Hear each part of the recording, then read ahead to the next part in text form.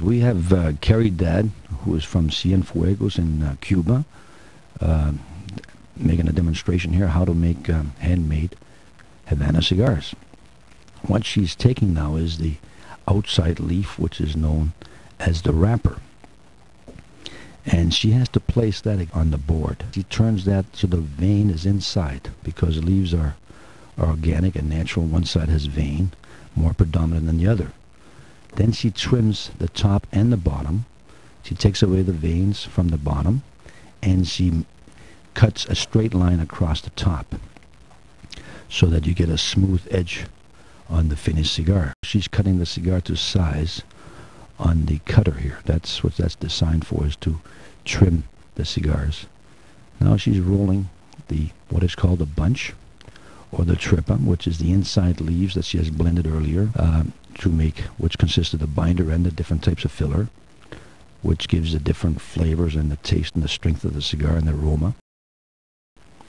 And now she's rolling that, and the whole purpose of that is to keep it as straight and as flexible as possible, so that you get a very, very clean shine to the leaf and in the cigar, so it's smooth.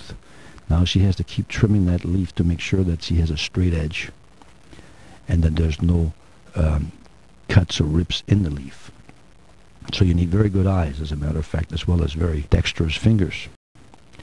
What she's taken now is a natural gum, which is completely odorless and tasteless.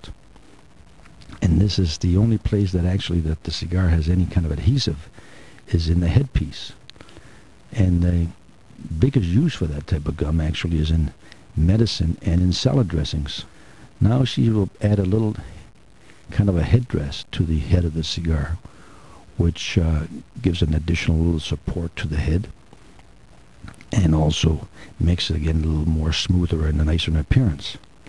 This is a lot of extra work, but this is what makes the Cuban cigar unique, is all these additional little extra steps to get that ultimate perfection.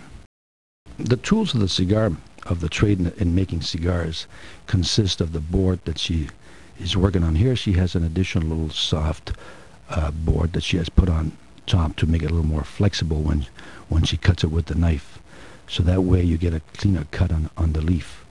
The blade that she uses is a chaveta, which is called in Spanish, and it's a very fine tooled knife, actually, which is sharp on the edges and pointed on both ends. This way she can trim, she can get very close to the leaf.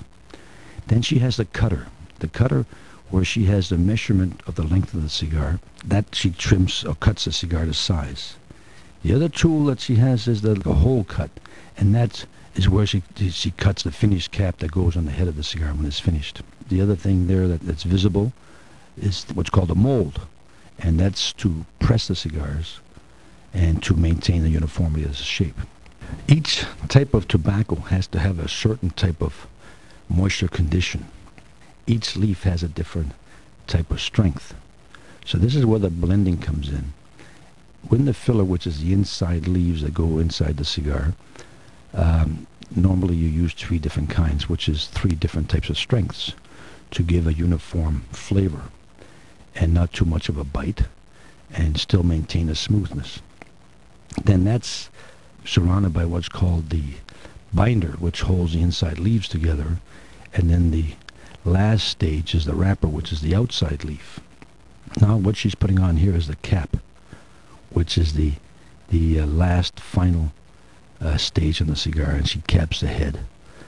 And it's kind of a shame, because the first thing you do when you want to light that cigar is you want to cut that off, and it took so much work to put it on. Now she cuts the cigar to size. This is a 6-inch Corona, actually, which is a 6 1/8 length with a 42 ring gauge.